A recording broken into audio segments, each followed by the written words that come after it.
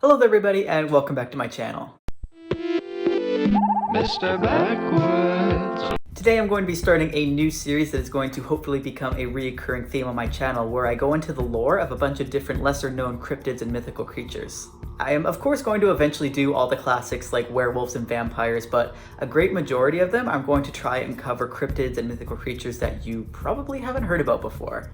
Some of these creatures and cryptids will be a little more lighthearted and innocent, but of course there's going to be a few that are a lot more sinister and not so friendly. So, if you are interested in learning about these lesser known cryptids and creatures, or if you're interested in my other content like paranormal, true crime, gross science, that kind of stuff, make sure you subscribe. If you're new here and you don't know who I am, my name is Ben Burnell. I'm an actor and artist, and I happen to also like creepy, gross, and mysterious things. If you'd like to know a little bit more about me and see what I get up to between my YouTube videos, make sure you follow me on Instagram and Twitter under my name, Ben Burnell. And if you would like to check out my artwork and support me on that aspect as well, I really appreciate it, and I go by unidentified on Tumblr and Instagram. So without further ado, let's start getting into this new series. In today's video, I am going to be focusing on the Wampus cat. The Wampus cat is a cryptological or mythical creature from the Cherokee Nation that is still seen and believed in today. The Wampus cat goes by a couple different names. In Missouri, for example, it's called a gallywampus. In Arkansas, it's called the whistling wampus. In Appalachia, where it's most well known, it's simply known as the Wampus cat. This supposed creature looks similar to a mountain lion or cougar, except it has 6 legs, and it can either run upright on 2 legs or down on all 6. Some depictions of the Wampus cat claim it has a ball at the end of its tail that is covered in spikes or quills.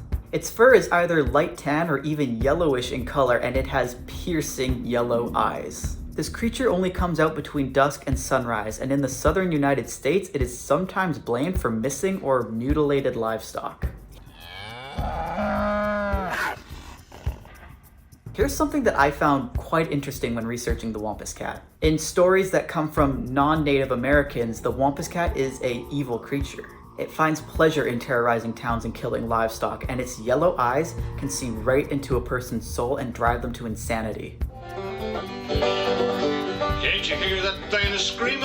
It sounds just like a demon. The devil that they call the Wampus cat. However, there are actually 2 different versions of the Wampus cat according to native folklore. The 2 stories can either be related or 2 completely different stories, but either way, both of them are of Cherokee origin. The first story goes like this. There once was a native woman named Awa who was untrusting and suspicious of her husband. To spy on her husband, she would cover herself with the pelt of a mountain lion to follow him through the forest. One night, she was eavesdropping on a conversation her husband was having with other members of their tribe. One of these other tribesmen was actually a medicine man. When Iwa was discovered eavesdropping on these men from beneath the cougar's pelt, the medicine man punished her by turning her into the Wampus cat, a twisted version of the mountain lion she used to disguise herself under. Supposedly, Iwa can still be heard howling at night, seeking revenge for her fate. The second story can either be the second part to the first story or a different story altogether. In this version, the village of Itoa was being terrorized by the spirit of madness. This spirit took the form of an evil demon named Awa and would feed on the dreams of the Cherokee children. Unable to allow their children to be prey for the demon, the war chiefs and village shamans called for a meeting to discuss what was to be done about the demon. The shamans warned the war chiefs that if they tried to send their warriors to battle this demon, they would fall prey to it themselves. This is because Awa was able to drive men to insanity with just a single glance. The shamans feared that if they started sending their men to try and kill this demon, they would just be picked off one by one until there was nothing left. However, the war chiefs argued back that if they did nothing, it would just have the same result. They would still be picked off one by one until there was nothing left, and that action had to be taken. The shamans and war chiefs finally agreed to send their strongest and bravest warrior to face the demon alone. Killing the spirit of madness would bring himself and his family great honor and would also save his tribe from this mad demon. This task fell to the most respected warrior in all of the Cherokee Nation. A man named Standing Bear was their strongest, fastest, and wisest warrior, and so he was the one chosen to face this demon and save his tribe. The shamans blessed Standing Bear, and the war chiefs gave him their deadliest weapons for the battle. At the edge of their village, his wife, Running Deer, bid him farewell, not realizing the terrible fate that was about to befall her husband. Weeks came and went, and there was no sign of Standing Bear. Until finally, one night, the village was awoken by screaming, and not just any screaming, it was the screaming of their strongest and bravest warrior. The village awoke to see Standing Bear running back into the camp, screaming and clawing at his eyes. Running Deer raced up to her husband, and when she looked in his eyes, she realized that he had been driven insane by the spirit of madness, and that the man she loved no longer existed. He would eventually learn how to pick berries and tended the fields with the young girls and the unmarried widows, but he was deemed worthless as a husband, and so by Cherokee law, he was dead to them, and no one could speak his name. Running Deer loved her husband dearly, and she wanted revenge for what the demon had done to him. Running Deer sought the counsel of the same shamans who had blessed her husband before his final battle. However, for Running Deer, they gave her more than their blessing. The shamans gave Running Deer a booger mask in the shape of a mountain lion's roaring face. The shamans told the vengeful wife that the spirit of the mountain lion residing in the mask could stand against the dark powers of the demon Awa. There was one condition, however. Running Deer had to catch the spirit of madness by surprise. Instead of weapons, the war chiefs gave Running Deer a black paste, which she rubbed on her body to mask even her scent from the demon. Before she left to seek her revenge, Running Deer kissed her husband on the forehead. Her husband, who no longer recognized his wife, watched her leave as she went to fight the demon in his stead. Running Deer hunted the demon for many days. She knew the forest as well as she knew her own village, and she ate sweet berries to keep up her strength as she hunted down the spirit of madness. However, days turned to weeks with no sign of Awa. That is until one night, Running Deer heard a large creature lurking in the creek below.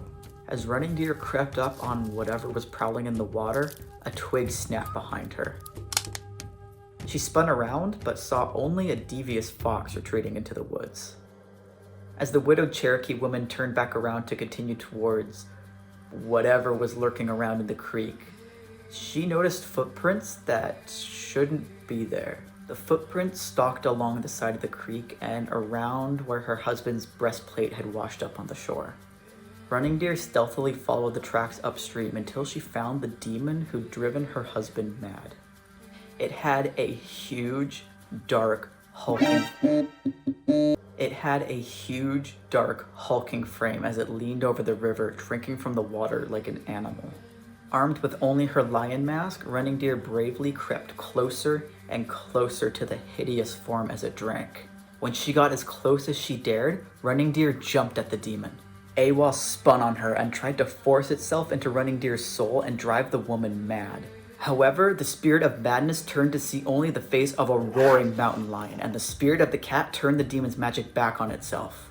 The demon began clawing at its own face and eyes the same way Standing Bear had done, and then with a horrible, horrible scream, it fell backwards into the river, and then it vanished. Her quest for revenge complete, Running Deer ran from the scene and never looked back. When she arrived home to her village, Running Deer sang a song to herself. It was a quiet song of grief for the loss of her husband, but it was also a song of joy for the defeat of the spirit of madness. The shamans and war chiefs welcomed the widowed Cherokee woman back with open arms. For being the one who vanquished the spirit of madness, they declared Running Deer the spirit talker and home protector. It is believed that the spirit of Running Deer lives on in the Wampus cat, taking on a more mythical form of the mountain lion that had once saved her from the demon Awa. As the Wampus cat, Running Deer carries on her mission of protecting her tribe's land, just as the spirit of the mountain lion once protected her from demons that hide in the night. So there you guys go. Like I mentioned, these aren't all going to be super long or super dark. I just find magic and myth so interesting. So I'd like to share some of the smaller myths and creatures with you guys through these videos. I like the story of the Wampus cat because there's so rarely nice cryptids. They're all usually like, oh, was born in a factory because it's a hybrid between a man and a dog, or it's like, oh, it's a demon that came from the other world when it was summoned during this puppy sacrifice. They're always like that. There's so rarely a story born out of love, you know what I mean? I'm not really sure if the Wampus cat counts as a cryptid or as a mythical creature because it's got that kind of magical, mythical history to it that a typical mythical creature would.